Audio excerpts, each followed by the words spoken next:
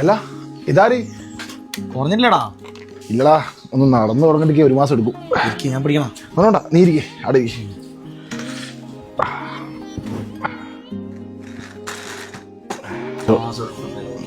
കച്ചവടം സിബു കുട്ടീനോ സ്കൂൾ ഓർക്കാനായില്ലേ?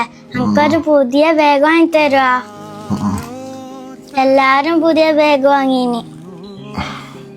മോളെ, ഉപ്പാക്ക് കാലിന് സുഖമില്ലല്ലോ. സ്കൂൾ പറഞ്ഞിട്ട് കുറച്ച് ദിവസം മോളി ബാഗ് ഉപയോഗിക്കും. നമുക്കിത് തുന്നാം. അത് കഴിഞ്ഞിട്ട് കുറച്ച് ദിവസം കഴിഞ്ഞിട്ട് ഉപ്പ കാല് ശരിയായിട്ട് നമുക്ക് നല്ല ബാഗ് മേടിച്ചറാം. എന്നാലും വിനോദം നീ ആലോചിക്കുന്നു? ഞാനേ നമ്മളെ കുട്ടിക്കാലം ഓർത്ത് പോയതാ. പണ്ടൊരു ബാഗല്ലോ 3 കൊല്ലം ഇടും. അത് ഈ മുള്ളൂത്തി കുത്തി എനിക്ക് ഓർമ്മയില്ലേ? ഒരു ബാഗ് വാങ്ങിത്തരുമെന്ന് വീട്ടിൽ ചോദിക്കാൻ പറ്റൂല, കാരണം വാങ്ങിത്തരൂല, പൈസയില്ല. അപ്പോൾ മുള്ളൂത്തി കുത്തി തന്നെ ഇടും. പിന്നെ അമ്മ എവിടെയെങ്കിലും പോയിട്ട് വലിയ വീട്ടിലെല്ലാം പോകുമ്പോൾ പണിക്ക് പോകുമ്പോൾ അവരവിടുന്ന് ബാഗ് കൊടുക്കും. പിന്നെ അതെല്ലാം ഇടുക. അതേപോലെ തന്നെ പാൻറ് യൂണിഫോമിൻ്റെ അരക്ക് താഴെ അലക്കിയിട്ട് ഇടുക. മേലേക്ക് അലക്കാൻ പറ്റൂല, നനയല്ലോ. ഉണങ്ങാൻ കുറേ ദിവസം എടുക്കുന്നുണ്ട്. 3 ദിവസത്തിലോട് പെട്ടെന്ന് മോള് വന്നിട്ട് ബാഗിൻ്റെ കാര്യമെല്ലാം പറഞ്ഞപ്പോൾ പഴയ കാലം ഓർത്ത് പോയി. ഞാൻ നിന്നെ വിളിക്കാം. അത്യാവശ്യം ടൗണിൽ പോകേണ്ട ആവശ്യമുണ്ടാ.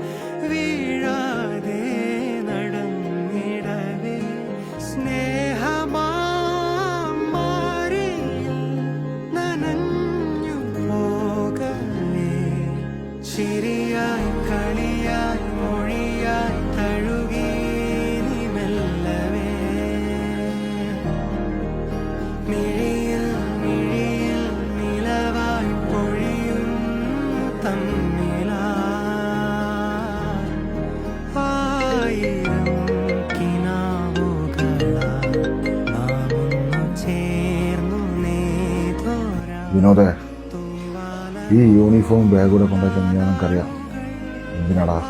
ശരിഫേ, നമ്മൾ ജനിച്ചു വന്ന സാഹചര്യം നമുക്കറിയില്ലടാ. അത് നമ്മളെ മക്കളെ അറിയിക്കണ്ടാ. ഇതിപ്പോൾ നീ വാങ്ങിക്കൊടുത്താലും ഞാൻ വാങ്ങിക്കൊടുത്താലോ എല്ലാം തന്നെയാണ്.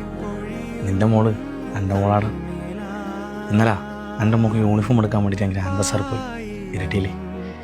ഓക്കെടുത്തേരം നിൻ്റെ മോൾക്ക് ഞാൻ എടുത്ത്. എന്നിട്ട് ബാഗ് വാങ്ങാൻ വേണ്ടിയിട്ട് പുറത്ത് ഇറങ്ങാൻ വേണ്ടി നോക്കുമ്പോൾ അവർ ബാഗും തന്നു.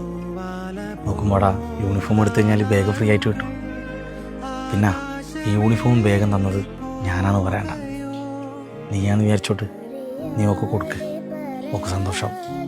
വിനോദേ, ലൈഫിൽ നിന്നെപ്പോഴത്തെ ചങ്ങാൻ ഉണ്ടാക്കി വെക്കണോടാ. ഒന്ന് തളർന്നു പോകുമ്പോൾ ഇതേപോലെ താങ്ങാൻ നിൽക്കാൻ. മോളെ,